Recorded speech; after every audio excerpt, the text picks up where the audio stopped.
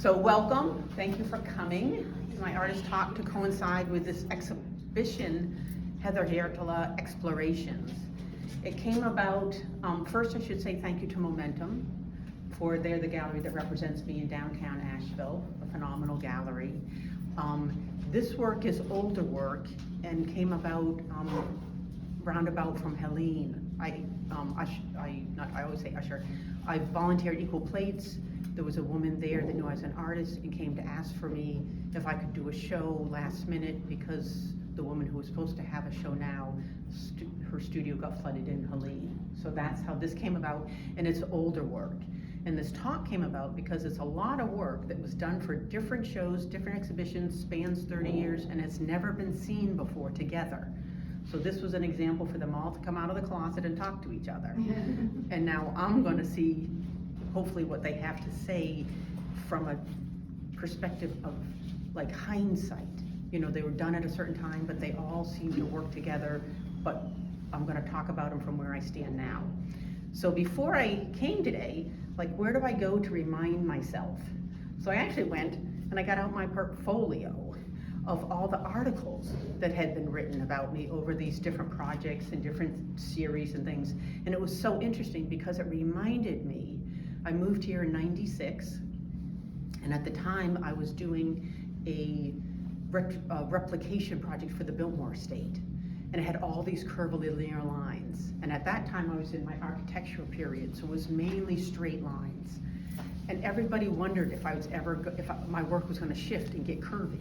Because I painted for, I think 19 months, I painted these tree of life curvy organic shapes. It didn't happen right away, but there are curves in my work now, how many years later? So it's just interesting to go back in the portfolio and see that thing that came into my life, but then I reacted to it years and years later.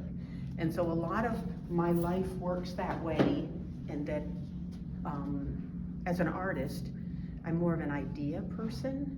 So I have all these ideas, and sometimes I have to learn a technique to execute those ideas. So I don't just stay in working with one material.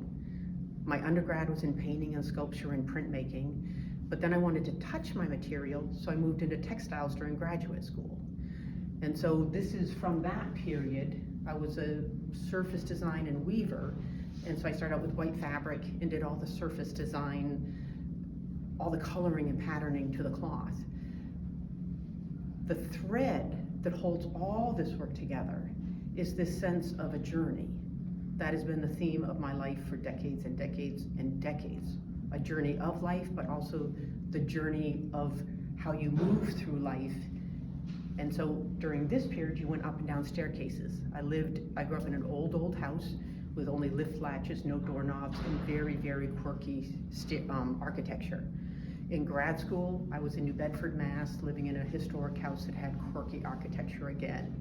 And so that idea of climbing three flights up and 3 flights down, and just staircases took on, there were all these landings. We went through Hurricane Hugo and had to truck all our water up 3 flights of steps. You got really aware of sort of those landings, pauses it for reflection, the stairs that go up, and it's also just like within the boats, I work mainly with vessels that are self-propelled by your own volition. And stairs actually are the most amazing thing, that with your own volition, you can get to the 39th, 70th, 100th floor. It would take a while, but you can do it through your own volition. And so the vessels are the same idea, that you are going through this journey, but it's always through aspects that are using your own volition. That's the part of that journey that I'm interested in. And so I continue to work in textiles on and off as I brought in other aspects of my, into my work as I needed. So this is a piece that is later related to the textiles, and these are not organized in chronological order. So this is related to the vessels I do, but also there's a period when we get over there to the gut and wire work. I was married to a Dutchman, and so I've always loved boats. I grew up in a 3-canoe family, meaning that we had 6 people and 2 people in 3 canoes, and we had sailboats up and down the coast of Maine, And then as an adult, I got into sea kayaking, specifically in the Pacific Northwest. And so boats are just a part of my vocabulary, my childhood, my way of being. My favorite place is on the water, not looking at it. But when I was married to Cornelis, I got into, he's from Holland, I got real into, I love history, my mom was a librarian, I love to delve into things. So he came from a long line of stevedores. And stevedores are the ones who unpack the ships. And he was from Wassenaar, sort of along the coast of Holland, big, big shipping. But there also were the Dutch East Indiamen. And so the Dutch East Indiamen was a time when, again, all the trade and everything was directed or driven by the solar, by the sun and the moon and all that. That's how they navigated. And again, the tides are run by the moon. So this is a period, this is a sort of just a piece inspired by that time period of being very aware of the tides, the moons, and the ocean, but using my vessel form to make this idea of a transition. There are prints that are scattered. I'm not a printmaker, but whenever I have access to a press, I love printmaking. I studied it in undergrad, and so one of those is from a residency I had years ago. When Bookworks closed, I had all these volunteer hours at Bookworks, was a wonderful organization in West Asheville. And so when it closed, I had all my volunteer hours, so I used them up taking all these printmaking classes. So these are out of classes I took, photogravure, to use up my hours then. So printmaking has come in and out of my life over the years. Silk screening that I did on textiles has been also another form that I've done. You know, that's sort of just a thread that is always there in my repertoire. There's some gut here, there's some gut there, wire forms. There was a pivotal, I moved to Asheville in '96, and in '96 there was a fire in my family. And so it was a devastating fire, and it changed my life. What you see here is pretty much monochromatic. Before that fire, and for a little while afterwards, I was colorful. My work was colorful, I loved color, but that sort of really influenced a transition. I wouldn't say inspired, I think that's not the right word, but it influenced this transition to a more natural material. And the wire came about in my life because that's what we found in the ashes. That's one of those bed springs, or what survived when we were looking for things. And so I got interested in wire in a way I had never thought about before. These wires, those there that have inclusions, that's also part of that time when I was really interested in the Dutch East India companies and all that trade routes and how all those things, so those are labels and buttons and all the sort of stuff that was brought by commerce, by wind and sail. That's how things got moved around. And generally you had boats that got unloaded, but you also had boats that needed the smaller vessels that you needed paddles for to get to shore. So that's what the wire work was from that. I still work with a lot of wire, but these particular are sort of what's influenced by that time of the stevedores and the Dutch East India men. This is a recent, so this is that wire from quite a while ago, and I usher at equal plates.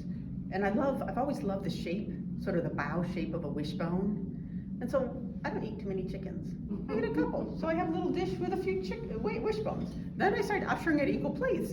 And we're like deboning chickens. We're deboning 20 chickens. We're deboning a ton of chickens. So I started saving the wishbones. Then they had other people, when they deboned when I wasn't there, they started saving me chickens, the wishbones. And so now I have a ton of wishbones.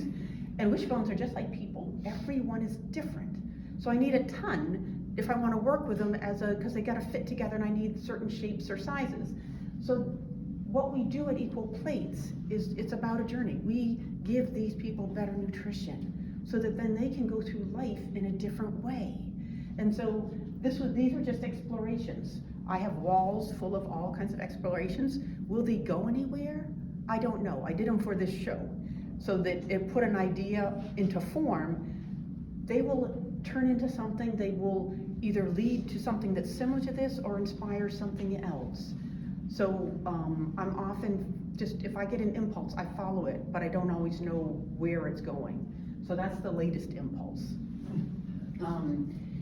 And so this is, again, sometimes when I work with the 3D, I can say some things, but like I've worked with some, if you saw the show at Momentum last year, I had some pieces with shadows, and so the shadows can talk to each other. But a lot of times, in the prints, in the textiles, I can create this sort of, this relationship between these vessels that is just different. It's more narrative, or a different kind of narrative than I can do in the 3D work that is all separate. So I'll always work with either printmaking or textiles or the collages, just because I can create a different kind of narrative or relationship between the vessels that you see depicted. So, yeah. And so often you'll see, I love to write. I love to write in snow, I love to write in sand, you had a card that had writing on, now I'm in polka dots, but I had a card that had writing on. I love the act of writing. I love writing letters, I just love the act of writing. And it's very meditative, so I just like to write. But I also often use it in the groundwater.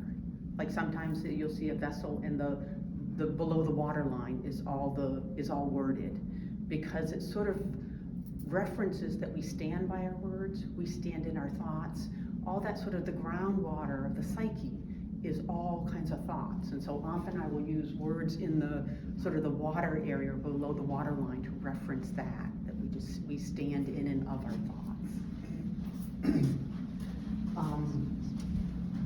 I've gone, in high school I was in Japan for a year, I went back for a year of college. There's a lot of influences that sort of filter in little bits here and there just from those experiences. And so I do a lot with Sashiko stitching. Over the years I've done a lot with it. And so this is all these little scraps of fabric that were stitched together, hand stitching. It's a way of sort of, when I first encountered it, this was 40 years ago, it was just a way of mending, a way of part of their culture. Now it's become sort of it's in. Boro boro, all these different things are in, and it's known the world over. But it's basically just a way of using all these teeny little scraps. Basically in the north of Japan, where they generally only had bass fibers, they didn't have cotton. Cotton was in the south, and so they'd have these rag bundles that would go on the Kitamayasen to the north. And so they'd get all the scraps of cotton and they would sew them together to make fabric. Because can you imagine being up like sort of like New Hampshire or Vermont or Canada, and all you've got is bass fibers, which is very scratchy and rough? You would love the feeling of soft cotton next to you. So I do a lot with saving pieces and creating these boro boro or sachiko sewn grounds. So again, this is a vessel in a different perspective. These vessels, I did a series of these textiles. So these textiles came after. You can always tell the clay came first, because I put legs and feet and the ceramics on those, and then I took that perspective and put it in the textiles. So sometimes these things, there's things I can say on the wall, and there's things I can say in this dimension just that are just different, but they often feed off and inspire each other. So these are clothing labels and buttons, all held together or encapsulated in hog gut. But that's from that stevedore, really reading. I love to read, and I read voraciously on the Dutch East Indiamen and all the trade routes and just that crazy time of history. And when I was there, we were visiting his sister. We went up to the Batavia, which is one of the full-scale replicas of one of the Dutch East Indiamen that sunk off the coast of Australia. It was in January, nobody was there. There was a little sailmaker that was young, he spoke English. That when they found out how excited I was, we got the grand tour, they shot the cannons off for us. I mean, they had never had someone that was so excited. And it was wonderful. And does anyone here know the Ashley Book of Knots? Okay, the Ashley Book of Knots is a book about the knots the sailors do. And I have to say that the Batavia is covered with examples out of that Ashley Book of Knots. It was amazing how many textiles in the knotting sense were all over that vessel. It was amazing. I've had that book for decades, and it was like seeing that book come to life. It was amazing. So that fire happened, and sometimes it takes me a while to process. I feel intensely, I feel very deeply, but sometimes I don't know how to process it. So we had this fire, I lost all the stuff in my life up to 30, it was devastating. I tried to do angry work, tried to do black and white work. At that time I was colorful, I couldn't do black and white work. I tried to use Deveray, this burnout technique. I tried all these kinds of things, and yet the thing that I wanted was something that didn't burn. And so I had a good friend, Leah leads in, and so grief is multifaceted. And so she was salt firing at the time. And so tears is a way of grieving. And so the salt, so I initially started with her salt firing so I could write words that got pounded with salt and survived. Because the fire takes all the words away. So I got into salt firing and then wood firing basically to write in it so I could have words that survived a fire. So you had something to read afterwards. And so a lot of people come to things for different reasons, but I wanted to make something that could survive, something you could hold on to. And that was at a time where I had left the staircases and was beginning to work in ceramics. And when I worked with ceramics, I didn't go flat, I went to the vessel form. And when the vessel form, so I told you I grew up with canoes and sailing dinghies and sailboats and the ocean kayaks. I also was a weaver, so I have a whole collection. I did weave rag shuttles, weaving shuttle, boat shuttles, also a permaculture gardener, so I saved all kinds of seed pods. And a lot of seed pods look like boats. So you mix it all together, and that's where I get my forms. So they can be boats, they can be seed pods, they can be shuttles. They can be all of them. For what they symbolize to me is they reference the journey and they reference the self, because we're all vessels. And so when I work with these groupings, and it's something that I do quite a bit, it's always an odd number of number of paddles does not correspond to the vessels, so that you never know which vessel you would choose that day and which paddle you would choose that day. And the paddles got inspired by my ex. He was all into alternative, all kinds of crazy. People think I might be into all kinds of stuff. He was into way more than I am. And so, but he talked a lot about Tesla and energy and all these things, and it started me making these wire spiral paddles, because in his mind, you didn't need something solid to move through space. So that's actually what inspired these sort of paddles that are not solid, because paddles are generally solid. But I did a whole lot that were very spiral, and then they're dipped in clay and fired and stuff. But the paddles were inspired by all these, listening to him talk about Tesla, 20 years ago. And now it's in the news in a different way. So the textiles work in one way, the prints work in one way on paper, but I also I'm an avid journaler, and these collages came out of some of these little studies I've done in my journals. And I love stitching. I love writing, I love stitching. And so these are a way, again, using the vessel form generally to symbolize a self, or in here, two individuals.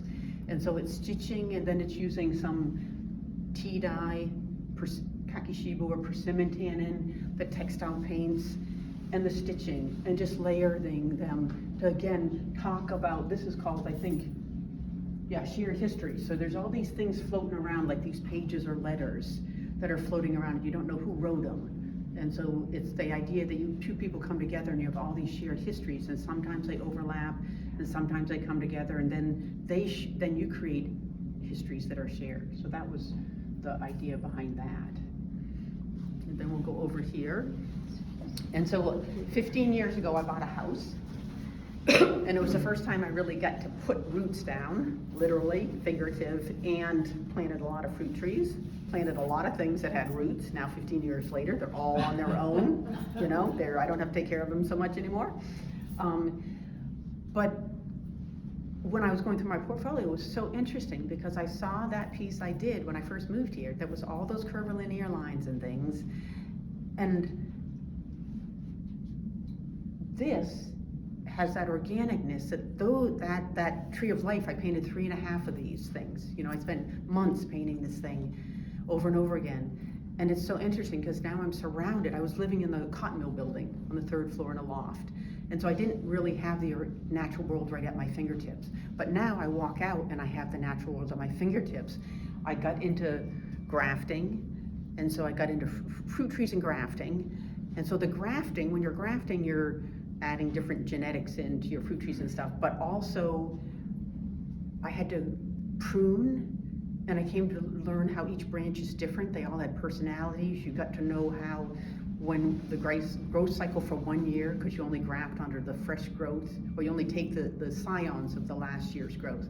So you got to read trees in a way I had never read them. And so these are all, this is not one of my fruit trees. This is, I call it, when I moved in, right next to the door of this old house, there wasn't much, but there was this rose, and it is the quintessential old-fashioned, smells like rose water. It is pale pink. It is the quintessential old-fashioned rose. No rose bugs get it. It must be like an old-fashioned rose. But I call it the shark's tooth rose because it's got, those thorns are unadulterated, and I ripped a whole lot of pants because I didn't know it was there. I just moved in, so it got moved over to my mailbox because you get this mailman gets to see it, and you get to see it, but nobody walks there because you just open, you don't walk where the mailbox is. But so this is not, these are all fruit trees, but this is one that is using that shark's tooth rose because it was just amazing what the size of those thorns. I'd never had roses, and so this was, and sometimes I take them off and I reposition them. So these are geared sort of again, the idea of paddles and movement, and it got me really aware that if you think of the air as a sea, then all the leaves and all the branches are sort of what move the wind along and stuff. So they're sort of not paddles, but paddle references. The old boats were of wood. So I did a series for a show at Momentum, and I should say, like, those wire and gut, they were done for a specific show that I did at Blue Spiral, and this was when I was at Blue Spiral still. So this was done for a, I think, nature-inspired exhibit, and so I really enjoy when I'm asked to be in a show with a theme, because it makes me pursue something that I've only thought of, maybe, never really. I was interested. I'd saved a ton of these branches and peeled them and stripped them and just really began, because these are like, each one of these would be a leaf node, and so it was the idea of time. So whenever you see that striping on a branch for me, it echoes the time as that thing grew. And so it was just making me think about different things. And then when he said, would you like to have something in, you got this new house, I've heard about your garden, you want to be in this nature-inspired exhibit, it's like, okay, what can I do with them? And so this came out of that period. There were more, but this is what I have left. And so these, I'm ending here, and then I'll take questions if anyone has a question. Ending here because at some point I had a wire and sort of mixed media piece at Momentum that was about the shadows. It was like these skeletal boats. And at some point the clay, just due to different reasons, weight and stuff, I will probably shift back to natural materials. So that's why I'm ending here. And some of these ideas, though, some of the ideas will be more, when I was first moving here, I wasn't dimensional yet. These are all sort of flat for the wall, but I would love to do more where I'm more dimensional. And I did plant willow, so I grow willow for that amazing curve that only willow can do. So this, I feel, is very relevant to where I was, has often some textile-y things, sometimes some teeny wire, but on a different scale than what I'm working with there. So it sort of incorporates quite a few things and harkens sort of like the wishbone things, possibly to where maybe in 10 years, 15 years, who knows? But I have a feeling that more of this will be in my future. And so that, I think, so again, it's all about the journey of me, also the materials, and where I am now, and also things that have come into my life. Like, my ex came into my life, then he left, but he still came into my life and influenced it in a certain way. I moved into this house, now that house influences, it brought me all these natural materials. So there's lots of different influences that are just part of my environment that influence this journey, this creative journey I'm on. So, no, does anyone have any questions? Heather, do you ever make work in your garden? Like part of the garden is part of your work? My garden is curated. I would say my garden is a work of art in itself. Am I making specific things in the garden? No, the garden is really, it gives me some material, it's about pollination. It's about pollination. So it's not, I'm not making specific, I might make visual combinations. It's definitely curated, because I'm always moving things around so that they will bloom together. And it harkens back to my colorful days. Like I was just moving a whole lot of these self-seeded coreopsis, bright yellow, they need to be over near this thing that's like a periwinkle, you know? So, you know, that's, I'm always moving things around so that the colors, so I'm it's not a work of art, but I'm always moving things around because they need to talk to each other. You know, generally color combinations. Yeah.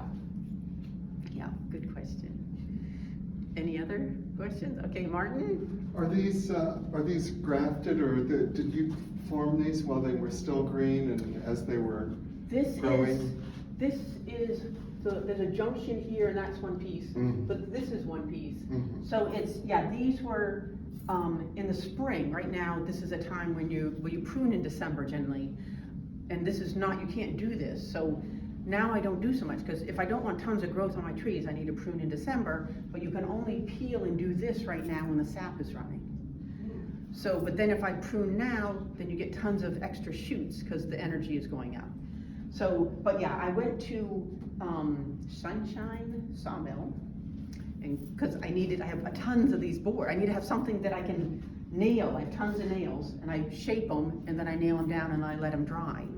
But I need lots of boards, and so I don't want to go to Lowe's and buy good wood, right? So I went to Sunshine. I just loved it. Sunshine Sawmill down somewhere, and I just got all the rough hewn pine boards from them, so that I could just. I didn't pay for all the finishing. I just went there directly to the sawmill and got tons of these boards that are rough hewn, and that's what I shape them on. I have a lot of them that are still shaped that I haven't worked with, and so they're like, this is some joining, but like this is all from that tree, and it would have been slowly, only this time of year, sort of flattened and then nailed down, and then sometimes I do the nails to hold it really down. So that's shaped. Like this is bittersweet, and so that again is peeled only in the spring and then shaped. So all of these are shaped in the spring. The spring is the only time you can peel them, and not spring, well, the tannins actually gets more interesting with the pear and stuff. The tannins get darker and darker as you go along, but it's maybe till July you can still peel them. But if you want them super flexible, it's now. You can. It's amazing how you can slowly shape something. Because of the sap? Just because it's young and it's got the energy up in the sap, you know, and it has to be newer growth. Newer growth. Yeah. Have you made boats of the natural fiber? I have done some more with the willow. I grow willow, and I've done some that are sort of the combination of willow and some of this. But the nice lines, I grow the willow for that amazing curve I can get only with willow. Because like this, you can tell, like this thing, whenever you see something that goes, that's a pear. You know, that's a pear. No other trees do this little, I don't know what you call it, just this little zigzaggy thing. That's a pear.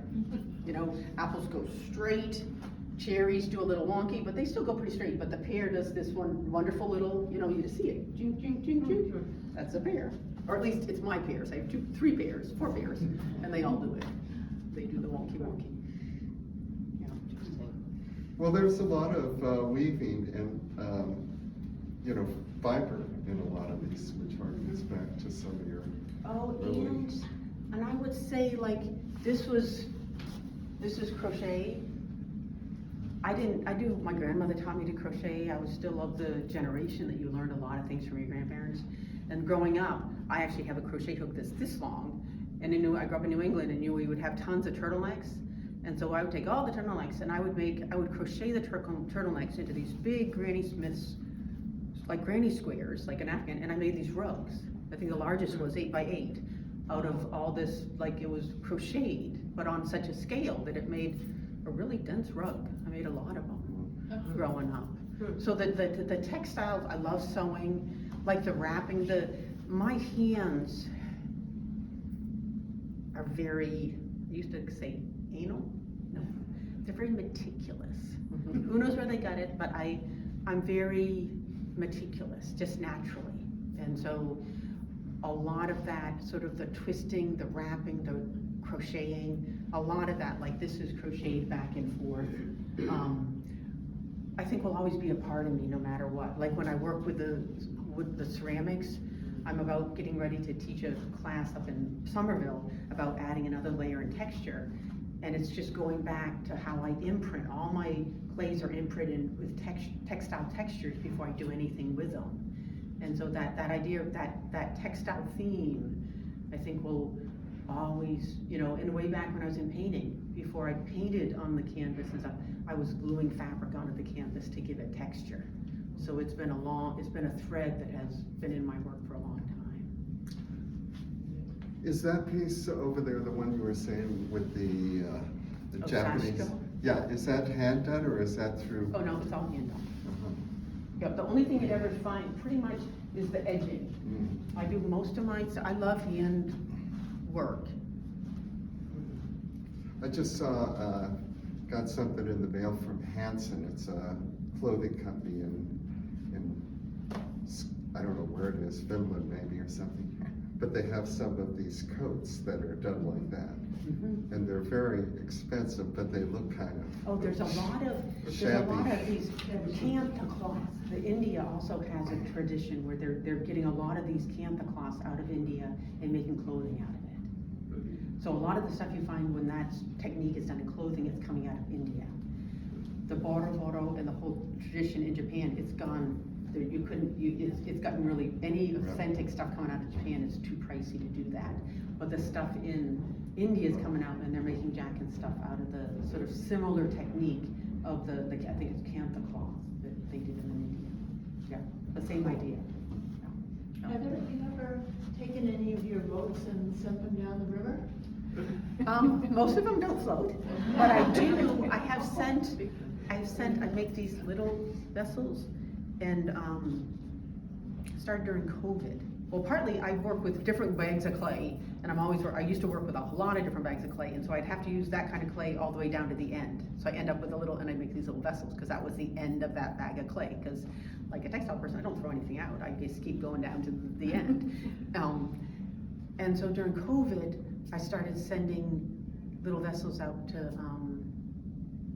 mothers when I learned of a mother who had lost a child to suicide. There was a lot that happened during COVID.